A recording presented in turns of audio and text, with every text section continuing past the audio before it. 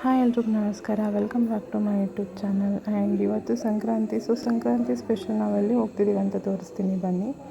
ನಾವು ಹೋಗ್ತಿರೋದು ನಮ್ಮ ಹೊಲ.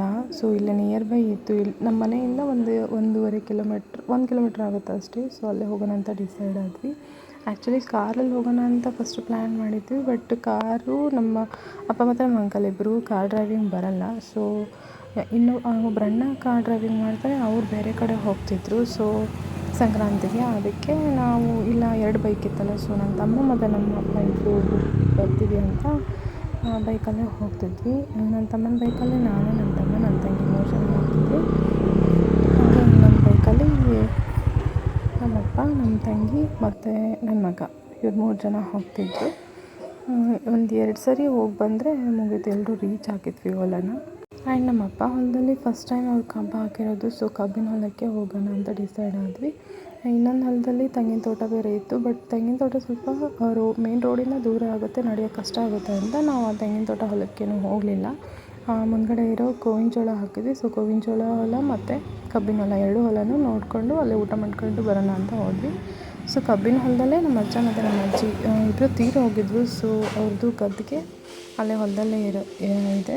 ಫಸ್ಟ್ ಹೋಗಿಬಿಟ್ಟು ಗದ್ದೆನ ಪೂಜೆ ಮಾಡಿ ಅವ್ರಿಗೆ ನಮಸ್ಕಾರ ಮಾಡಿದ್ವಿ.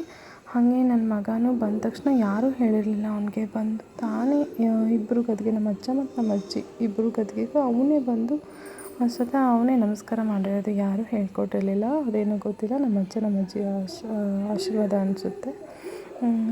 ನೋಡಿ, ಇದೆ ನಮ್ಮ ಹೊಲ. ಕಬ್ಬು ಹಾಕಿ 1 ತಿಂಗಳಾಗಿದೆ ಅಷ್ಟೇ. ಚೆನ್ನಾಗಿ ಬಂದಿದೆ ಕಬ್ಬು. ನನ್ನ ಮಗ ಹಂಗೆ ಆಟ ಆಡ್ತಾ ಇದ್ದ, ಹೊಲದಲ್ಲಿ ಆಟಾಡ್ಕೊಂಡು. ಅವನಿಗೆ ಈ ಥರ ಹೊರಗಡೆ ಸುತ್ತಾಡೋದಂದರೆ ತುಂಬಾ ಇಷ್ಟ. ಅವ್ನ ಮನೆಯಲ್ಲೇ ಕೂರಲ್ಲ. ಊರಿಗೆ ಬಂದುಬಿಟ್ರೆ ಮಾತ್ರ ಹೊರಗಡೆನೇ ಆಟಾಡೋದು. ಹಾಗೆ ಆ ಕಡೆ ಹೊಲಕ್ಕೆ ಗಂಗಾ ಪೂಜೆ ಮಾಡ್ತೀವಿ ನಾವು. ಗಂಗಾ ಪೂಜೆಗೆ ಎಡೆ ತೊಗೊಂಡು, ಪೂಜೆ ಸಾಮಾನು ತೊಗೊಂಡು ಹೋಗೋಣ ಅಂತ ಎಲ್ಲ ಎಡೆ ಮಾಡೋಕ್ಕೆಲ್ಲನೂ ಓಪನ್ ಮಾಡ್ತಿದ್ರು ಅಡುಗೆ. ಎಡೆ ರೆಡಿ ಮಾಡಿಕೊಟ್ರು. ನಾನು ಮತ್ತು ಎಲ್ಲರೂ ಎಡೆ ತೊಗೊಂಡು ರೋಡಿಂದ ಆಚೆ ಕಡೆ ಇರೋ ಹೊಲಕ್ಕೆ ಬಂದಿದ್ದು, ಗೋವಿನ ಜೋಳ ಇರೋ ಹೊಲ. ಅಲ್ಲೇ ನಮ್ಮದು ಬೋರ್ ಇರೋದು. ಬೋರಾಗೆ ಪೂಜೆ ಮಾಡೋಣ ಅಂತ ಬಂದ್ವಿ. ಗಂಗಾದೇವಿ ಪೂಜೆ ಅಂತ ಹೇಳ್ತೀವಿ ನಮ್ಮ ಕಡೆ. ನಮ್ಮ ಆಂಟಿ ಮನೆ ಮಕ್ಕಳೇ ಮಾಡಬೇಕು, ನೀನೇ ಪೂಜೆ ಮಾಡಿಬಿಡು, ಚೆನ್ನಾಗಿರುತ್ತೆ ಅಂತ ಹೇಳಿದರು. ನಾನು ಪೂಜೆ ಮಾಡೋಕ್ಕೆ ಸ್ಟಾರ್ಟ್ ಮಾಡಿದೆ.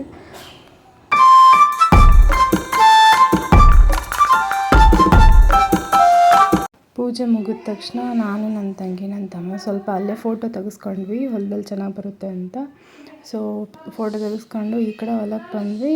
ಅಪ್ಪ ಮತ್ತು ನಮ್ಮ ಅಂಕಲ್ ಇಬ್ಬರು ಊಟ ಸ್ಟಾರ್ಟ್ ಮಾಡಿದರು. ಅವ್ರಿಗೆ ಊಟ ಮಾತ್ರ ಕರೆಕ್ಟ್ ಟೈಮ್ಗೆ ಆಗಬೇಕು.